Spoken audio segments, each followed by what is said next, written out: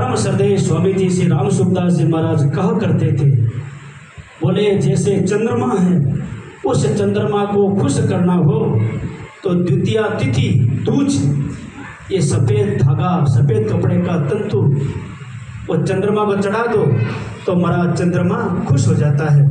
और रास्ते में मिलते हुए अगर कोई संत महात्मा मिल जाए तो महाराज संत महात्मा को प्रणाम कर लो तो संत महात्मा खुश हो जाते हैं। और शंकर भगवान है, उन शंकर भगवान को अगर एक लोटा या एक गिलास जल चढ़ा दो तो महाराज शंकर भगवान खुश हो जाते। बोलो शंकर भगवान की।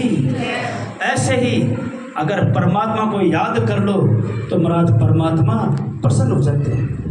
एक बार कुंती माता भगवान से कहा, अरे कन्हैया, क्योंकि परम श्रद्धेय स्वामी जी महाराज बोलते थे ये कुंती माता ठाकुर जी की बुआ लगती थी। तब कुंती माता ने कहा, अरे कन्हैया, तेरे को दया नहीं आती?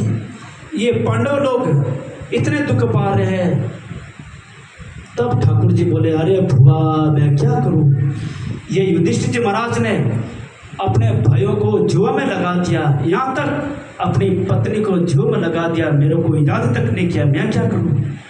और जब द्रौपदी जी को मरे हुए कुत्ते के समान घसीटा, तब जाके द्रौपदी जी ने, हे द्वारिका वासिन, तब महाराज ठाकुर जी द्वारिका से आकर के द्रौपदी मैया को बचाया, मैं क्या करूं?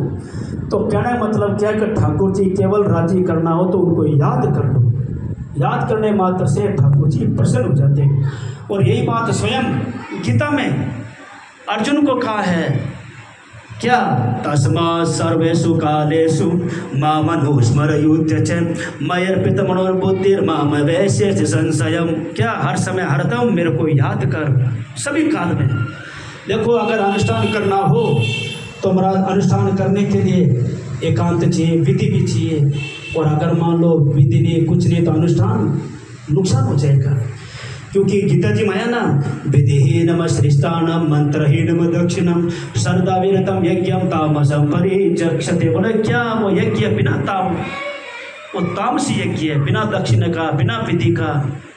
लेकिन भगवान का नाम है, कोई विधि नहीं, कोई विधान नहीं, कहीं पर भी आते जाते, खाते पीते, मरते, सोते समय, अशुद्ध अवस्था में, शुद्ध अवस्था में, कभी भी कहीं भी भगवान का नाम ले सकते। इसलिए हमारे संतों की वाणी माया, सब हो गए भव से पार, प्रभु का नाम लिया।